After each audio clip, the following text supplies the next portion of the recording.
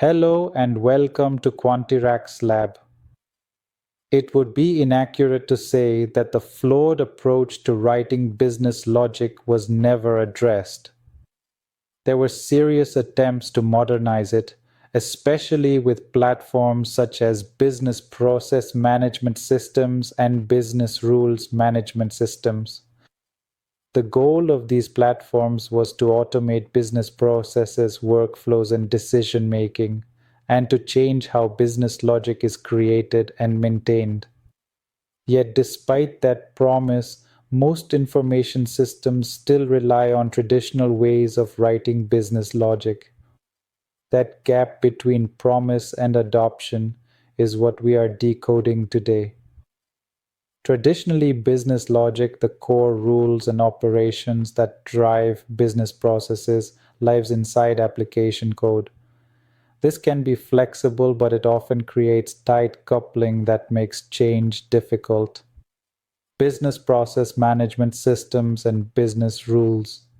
Management systems set out to address this by externalizing business logic as processes and rules, often designed to operate stateless components.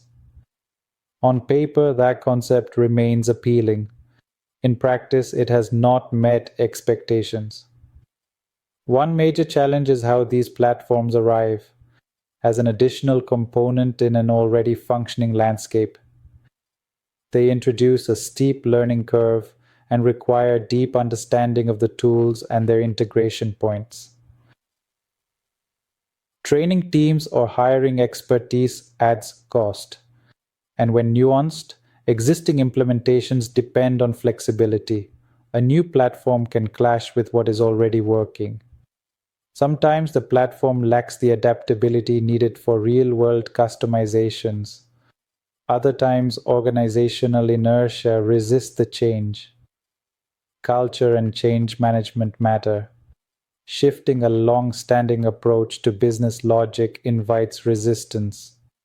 Once you add the investment for redesigning and refactoring plus the learning curve, the outcome can include performance overhead, scalability limits, integration complexity, and maintenance burdens. Confidence erodes and teams revert to familiar methods. Older approaches require upkeep, but they preserve direct control of code, allowing precise optimizations and custom behavior for complex needs. Practitioners have also learned to embed quality and control into systems using those legacy methods. Across the years, vendors such as Red Hat, IBM, Microsoft, and Camunda introduced business automation platforms. Yet none displaced the pre-existing approach at scale. The reasons go beyond integration hurdles, performance concerns, or the fact that most experts specialize in traditional development. The critical factor is scope, business process management systems, and business rules. Management systems are powerful for specific use cases, workflow automation, process optimization, and rule-based decisions. But they do not address every problem businesses face. They are specialized tools, not general-purpose programming languages. In short, these platforms became niche solutions.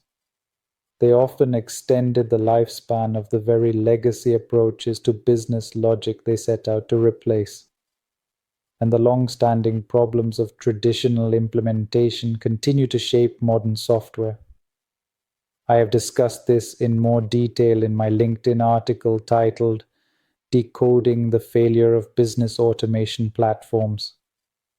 Where do we go from here? Is there a comprehensive solution? And if so, what does it look like in practice? We will discuss it in our next episode.